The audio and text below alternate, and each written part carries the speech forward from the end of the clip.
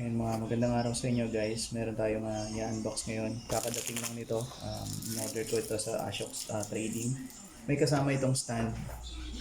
Actually, magkasama sila sa isang package. So, kaya ito ay hubad na. Pero ngayon ko pa lang siya bubuksan. So, tingnan na natin kung palagay kasi medyo naipit yung box niya. Halos hindi na siya nasil eh. Pero mayroon kasing sariling case to, kaya sa tingin ko naman hindi naman siguro apektado ang laman. Okay. Yan. Ito yung Titanium S20U. Pinagpilihan ko to dun sa 80U Pro. Pero ayan, ito lang yung kinaya ng budget natin. Mas mura ng kaunti. Kaya ito na muna yung pinili ko.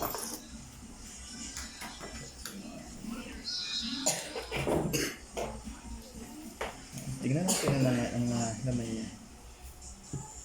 Ang kagandahan ng case niya, meron siya dito slot para sa kung sa gusto nating lagyan ng lock, pwede natin siyang lagyan ng lock. Actually, na-surprise ako kasi kala ko maliit lang siya. Siyempre, based dun sa picture, ang liit lang. Ang laki pala, oh. Ang laki pala. Sige, buksan na natin. Paano ba ito buksan? Ayun. Pwede siyang lagyan ng lock dito. Meron siyang slot para kung sakaling ilalagyan ng lock. At ayun na nga ang ating microphone. Siyempre, tetest natin yan. Unahin na natin ang antena yan. So, yun yung antena niya. 1 digit naman. Kasi may mga antenahan lang eh. May battery. Manual and warranty. Tapos may libre siyang battery for testing lang siguro to kasi hindi siya rechargeable eh. So bibili pa tayo ng separate nito. Sana natin to at gagamitin natin kaagad yan.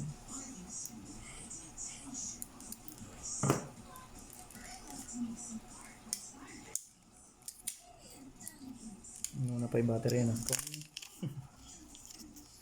Siyempre kunin na natin ang ating mic. Nahihiga ako na kagad sa hawak ko pala. Dali, nakakatakot ko yun. Yung timbang niya, mabigat siya. Kasi nga, bakal, metal siya. Hindi ba yung sirain yung plastic? Hindi naman Yan. So, metal yung ating microphone. At pagdating naman sa kanyang itsura, tingnan nyo naman guys. Premium. Yan. As expected, premium ang dating talaga. Dahil nakakita na ako nito before. So parang may gasgas siya dun. Ayun. Naka-tape. Oo nga, tape nga. Ayun, galing siya dun sa packaging. Anyway, wala namang problema dyan.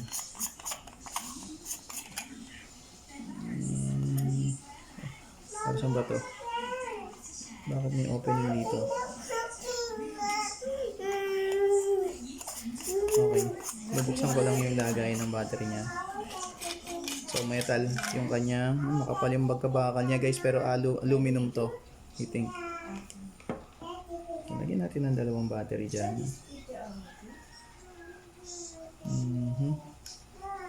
Pag ganito.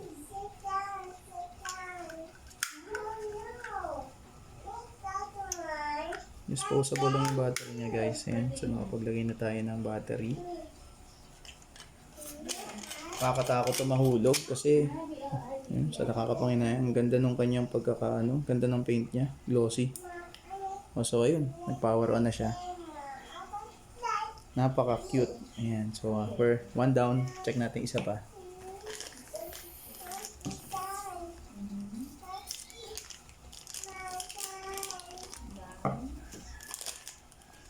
Anyway guys, ito yung isa sa mga tinatawag na UHF, o ang pagkakaintindi ko nga nung in-explain noon ay UHF, ultra high frequency siya. So kaya siya medyo malayo ang range, mas malinaw. Lagyan na rin natin ito ng battery para ma-test lang natin yung kanyang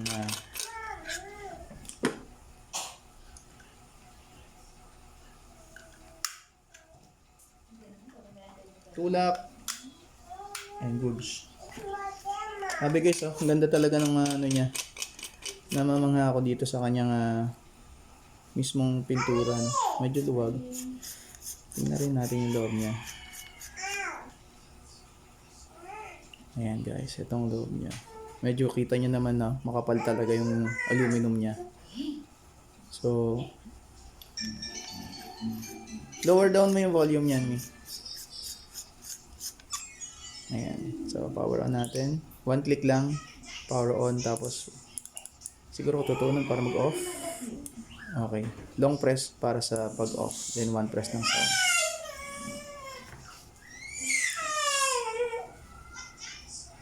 Okay. Mami, ang ganda niya. Ganda talaga yung microphone. And syempre, yung power adapter, tingnan din natin.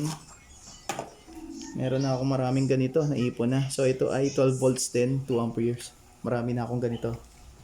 So baka hindi ko na rin to gamitin ko na lang muna yung mga luma para ano natin siya. And syempre yung ating controller. Lagyan na Yun rin yung natin ito. ng mic para Iwas to sa pang iwas sa paano ba? Kailangan nakasagad yun doon, di ba? Nasa lang natin itong kanyang button. There you go. Ito na siya, oh. Ang pretty niya. Grabe naman, guys.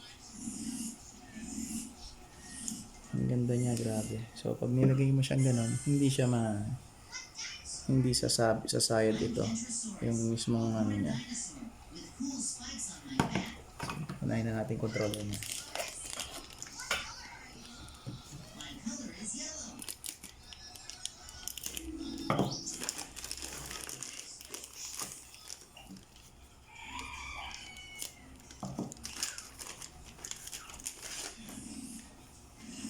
Ayun. So, yan, cute silang siya. Medyo parang ang texture niya is rough. Yan, pero all in all maganda naman, all metal build. So, compute natin yung kasi tetest natin siya.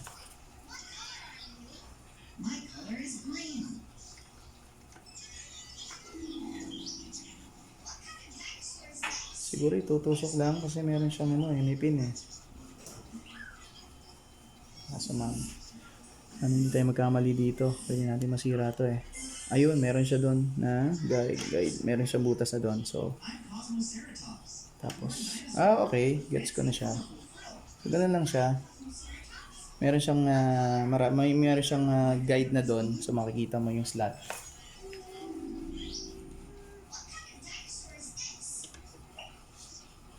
Tapos, iikot para mag-lock. Yan.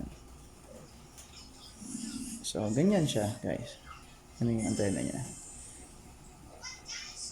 Siyempre, ang kulang na lang, itetest natin to. Test natin tong microphone. Wait lang.